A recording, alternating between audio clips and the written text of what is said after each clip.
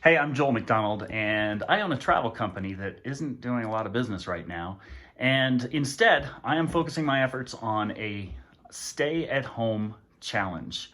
Now, there's a lot of talk out there comparing coronavirus to the flu, and there's a lot of frustration with being encouraged, if not forced, to stay home.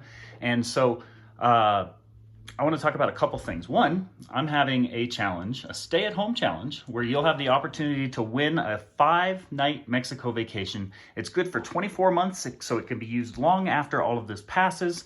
And every day, I'm going to give one of those away to someone who participates in this challenge. I'll tell you about that in a minute. But let's talk about the issue that is going on right now, and that is people comparing coronavirus to the flu. And a lot of people are not taking this seriously, saying this is a bunch of hype, and because coronavirus still hasn't killed as many people as the flu kills every year. And that is true. So the conversation I had with my kids just yesterday about this exact topic was, I said, that's true. The flu is a lot bigger than coronavirus currently is. The flu is like $100 bill. That's like 10,000, if you convert that to pennies, that's 10,000 people. So if the flu is like $100 bill, that's 10,000 people. Let's just say that 10,000 people at the beginning of 30 days have the flu. The flu has a contamination rate of 1.3. And what that means is, for everyone that has the flu, they contaminate, on average, 1.3 other people. So it spreads. So this is purely hypothetical, but if 10,000 people, $100, 10,000 pennies,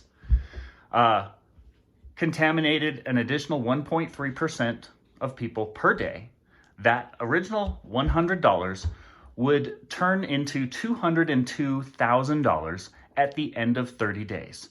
So $100 would become $130 on day 2, $162 on day 3, etc. By the end of 30 days, it would be $202,000. That's 20 million people. Now, the math doesn't actually work out that way because we have vaccines and it slows that down a lot.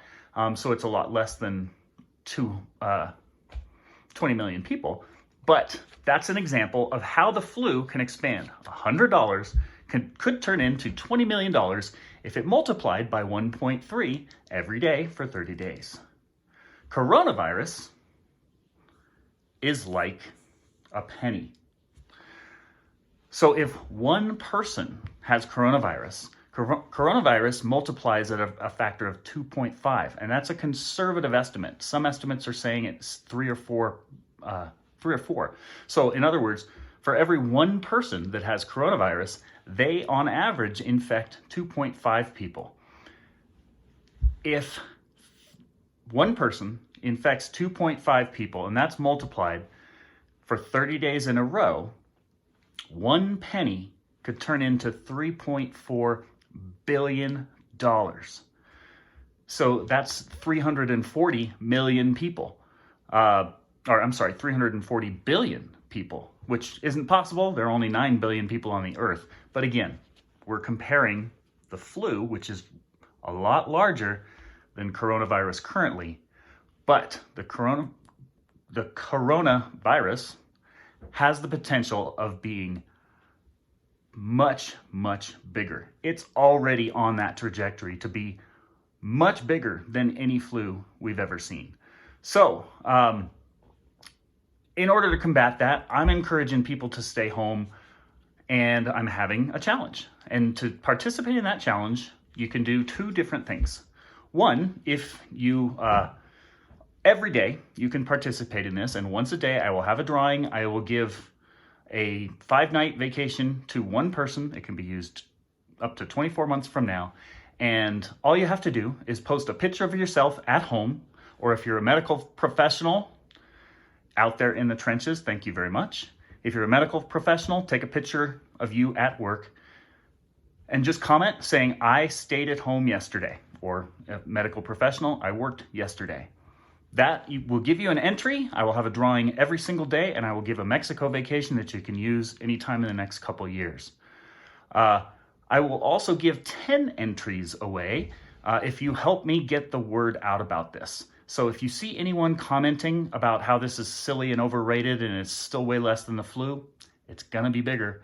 And if you share this post with them, or if you share this post on your page, I will give you 10 entries to a daily Mexico drawing. And I will announce the winner every day. So I hope that analogy helped.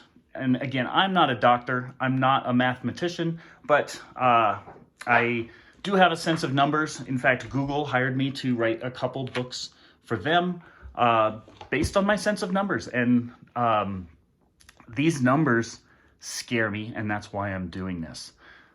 We haven't begun to see how big this is going to expand.